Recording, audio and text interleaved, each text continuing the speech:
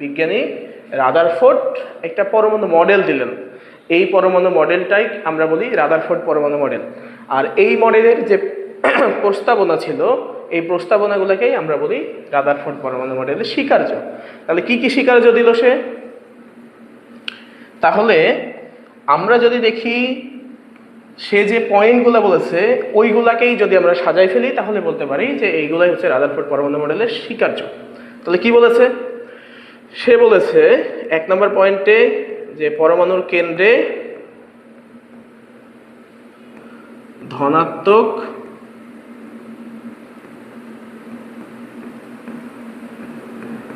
চার্জযুক্ত ভারী বস্তু বিদ্যমান।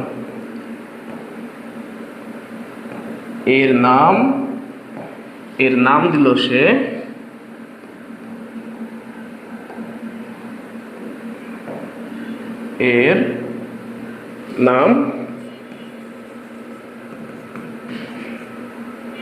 নিউক্লিয়াস। আর পরমাণুর কেন্দ্রে একটি ভারী বস্তু বিদ্যমান, এর নাম হচ্ছে নিউক্লিয়াস। ঠিক আছে? আর পরমাণুর মোট ভরের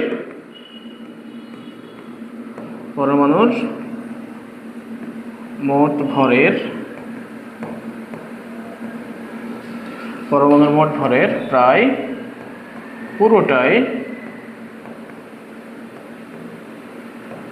পুরোটাই নিউক্লিয়াসে জমা থাকে বা পঞ্জীভূত থাকে। নিউক্লিয়াসে জমা থাকে। হলো, এই হচ্ছে প্রথম পয়েন্ট।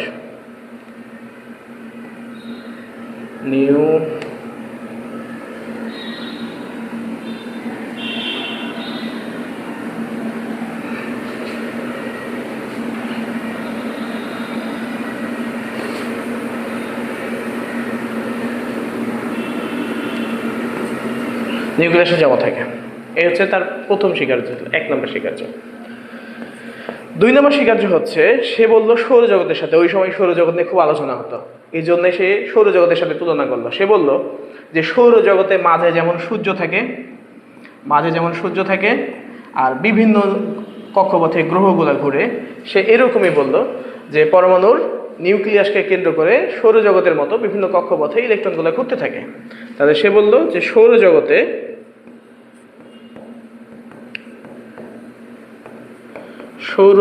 যেমন বিভিন্ন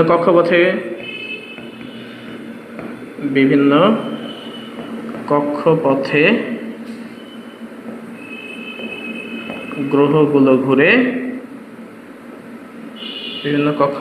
গ্রহগুলো ঘুরে, তেমনভাবে নিউক্লিয়াসকে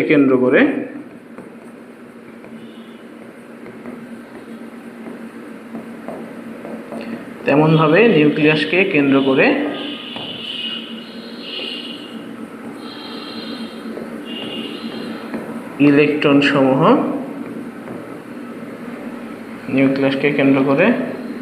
ইলেকট্রন সমূহ ঘুরতে থাকে। ওকে, এই হচ্ছে তার পয়েন্ট। কথা হলো যে এই যে ইলেকট্রনগুলো ঘোরার সময় কি এটা ছিটকে চলে যাবে না? তুমি যদি মনে করো যে হাতে কোনো কিছু ধরো, এরকম একটা পাথরকে একটা দড়ি দিয়ে বাঁধছো লম্বা করে, এই দড়ির এই অংশটা তোমার আঙ্গুলে পেঁচায় রাখছো, দিয়ে যদি এটাকে ঘোরাও, এটাকে ছিটকে যাবে? কখন ছিটকে যাবে? যখন তুমি ছেড়ে দেবা। আর যতক্ষণ তুমি ছাড়বা না ততক্ষণ এটা ছিটকে যাবে না। তার মানে আমরা বুঝতে পারছি যে যখন আমরা ধরে রাখছি, তার মানে এটা যখন ঘুরবে তখন কিন্তু সে সবসময় চাইবে বাইরের দিকে চলে যেতে, আর তোমার আঙ্গুল চাইবে তাকে ভিতরের দিকে আটকায় রাখতে। তোমার আঙ্গুল সবসময় চাইবে যে এটা যাতে তোমার আঙ্গুলের সাথে থাকে। কেন যেতে পারে না? কারণ তোমার আঙ্গুল যেই বলে টানে বাইরের দিকেও সেই একই বলে যাওয়ার চেষ্টা করে। তো এইরকমই ঘটনা ঘটে হচ্ছে আমাদের, এই সেম টাইপের ঘটনা ঘটে পরমাণুর ক্ষেত্রেও। তাই সেই কথাটাই বলল যে কোনো একটা কক্ষপথে ঘূর্ণনের সময় পরমাণুর কেন্দ্রমুখী বল এবং কেন্দ্র বিমুখী বল সমান হয়, যার ফলে পরমাণুর ইলেকট্রনটি ছিটকে চলে যায় না। তাহলে ঘূর্ণনের সময়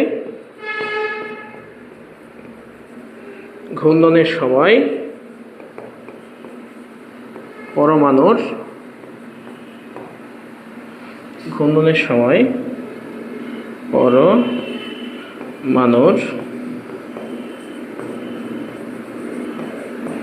ইলেকট্রনের কেন্দ্রমুখী বল ও কেন্দ্র বিমুখী বল সমান হয়। কেন্দ্রমুখী বল ও কেন্দ্র বিমুখী বল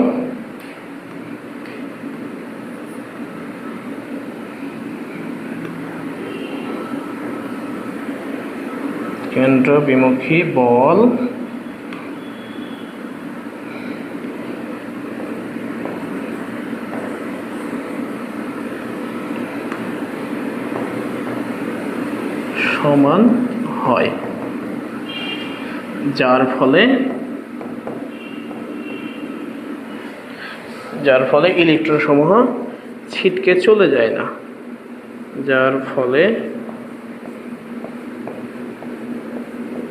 ইলেকট্রন সমূহ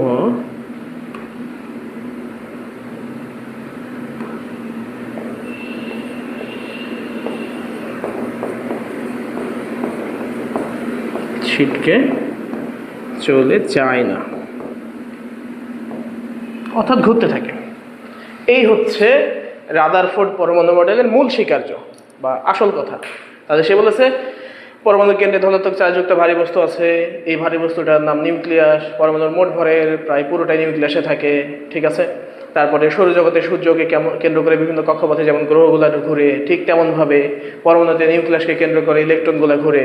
তারপরে ঘূর্ণনের সময় ছিটকে যায় না কেন, এর উত্তর হিসেবে সে বলেছে যে ঘূর্ণনের সময় পরমাণুর ইলেকট্রন কেন্দ্রমুখী বল আর ইলেকট্রনের কেন্দ্র বিমুখী বল দুটো হচ্ছে সমান হয়। কেন্দ্রমুখী বল নিউক্লিয়াস টান দেয় কেন্দ্রের দিকে, আর কেন্দ্র বিমুখী বল হচ্ছে ইলেকট্রনের ছিটকে চলে চাওয়ার যে প্রবণতা, এই দুটো সমান হয়। এই কারণে ইলেকট্রনগুলো বাইরেও ছিটকে চলে যায় না, আবার নিউক্লিয়াসের ভিতরেও চলে আসে না।